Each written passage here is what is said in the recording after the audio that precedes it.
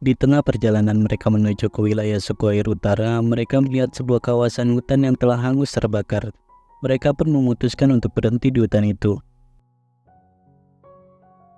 Di sana, Aang sangat merasa bersalah karena ia telah menghilang dan mencoba lari dari takdirnya sebagai avatar. Aang merasa semua kekacauan ini adalah karena dirinya yang tak bisa menjaga keseimbangan dunia. Di saat itu juga, Sokka bertemu dengan seorang anak kecil. Dan mereka pun mengikuti anak kecil itu ke sebuah pemukiman warga.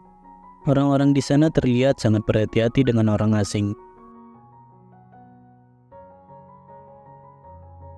Dan mereka menceritakan bahwa akhir-akhir ini banyak orang dari mereka yang hilang secara misterius. Warga di sana menduga bahwa hilangnya anggota keluarga mereka bukanlah diculik oleh negara api, melainkan dibawa oleh sesosok ruh. Aang pun memutuskan untuk membantu memecahkan masalah mereka. Aang merasa ia tak mau lagi lari dari tugasnya sebagai avatar. Aang sadar bahwa dirinya bisa pergi ke dunia ruh untuk membawa para warga yang hilang kembali ke dunia manusia. Aang bersama Katara dan Sokka pun langsung pergi menuju hutan ke tempat di mana Aang merasakan adanya pembatas antara dunia ruh dan dunia manusia. Sampailah mereka di tempat patung-patung yang telah hancur. Dan Aang mulai melakukan meditasi di depan patung beruang, di mana itu memang tempat pemujaan ruh hutan.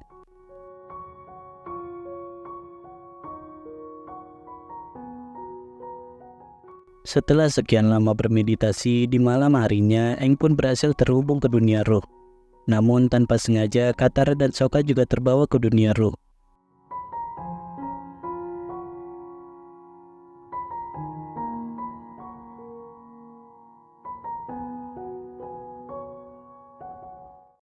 Di sana mereka bertemu dengan sesosok burung hantu besar yang dijuluki sebagai ruh pengetahuan. Meskipun Katara dan Sokka terlanjur masuk ke dunia ruh, namun mereka tak bisa berkomunikasi dengan ruh di sana. Hanya Aanglah yang bisa mendengar ruh burung hantu itu. Burung hantu itu memperingatkan Aang kalau dunia ruh merupakan tempat berbahaya bagi manusia. Terdapat sesosok monster yang akan menunjukkan kebenaran yang sangat pahit, sampai-sampai manusia biasa tak akan mampu menerimanya. Dan tak lama kemudian muncullah sesosok monster ruh yang langsung menyerang mereka. Like some cake? That's not what it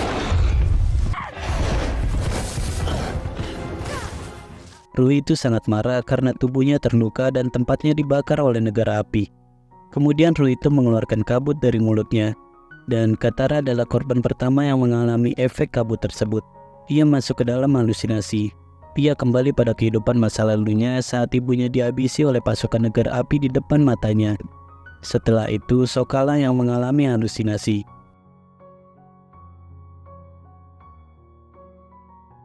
Ia berada di masa ketika ayahnya menobatkan dirinya sebagai salah satu kesatria suku air.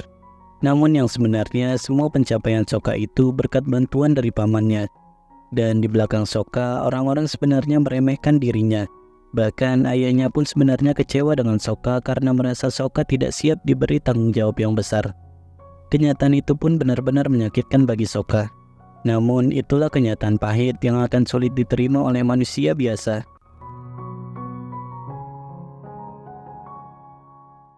Sementara itu, Aang yang mengerti bahwa semua yang ia lihat adalah hanya halusinasi saja, ia justru bertemu dengan wujud asli ruh yang memakan jiwa Katara, Sokka, dan para warga desa sebelumnya. Ruh itu bernama Koh, dan Koh tahu siapa sosok avatar. Karena dahulu ada seorang avatar sebelum Aang yang berhasil mengalahkan dirinya dan mengambil suatu benda berharga miliknya. Aang pun kemudian berusaha untuk keluar dari kabut halusinasi tersebut. Dan setelah lolos dari kabut itu, Aang bertemu dengan ruh Gyatso. Di sana Gyatso mengatakan kepada Aang bahwa Koh adalah ruh pemangsa yang berbahaya dan sangatlah keji. Koh sudah berinteraksi dengan para avatar terdahulu, termasuk dengan avatar Roku dari negara api, yang ternyata Roku adalah avatar yang berhasil mengalahkan Koh. Gyatso juga mengatakan bahwa dirinya menolak untuk reinkarnasi, dan ia lebih memilih untuk tetap tinggal di dunia ruh. Gyatso menyuruh Aang untuk segera pergi menyelamatkan teman-temannya, karena kemungkinan Katara dan Sokka dibawa ke sarang Koh untuk dimakan olehnya. Jika hal itu terjadi, maka jiwa Katara dan Sokka akan lenyap selamanya.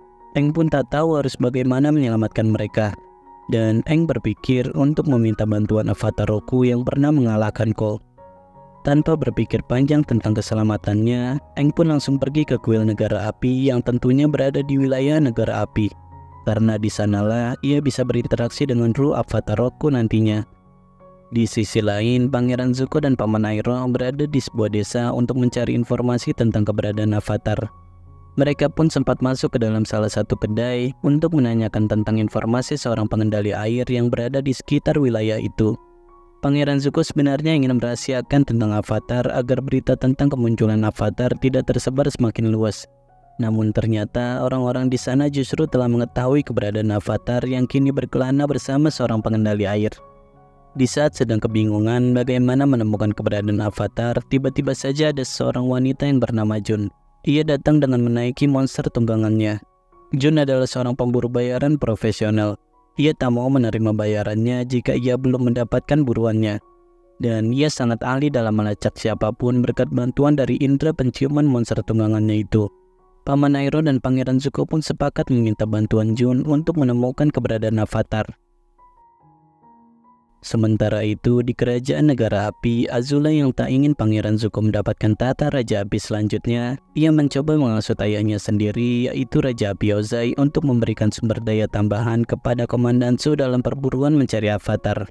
Azula mengatakan bahwa yang sangat berpotensi mendapatkan avatar adalah Komandan Zhou, bukan Pangeran Zuko.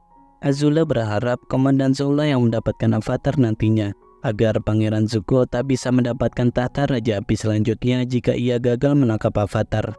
Namun Raja Api Ozai berkata bahwa Pangeran Zuko lah yang menemukan avatar dan bertarung dengan avatar.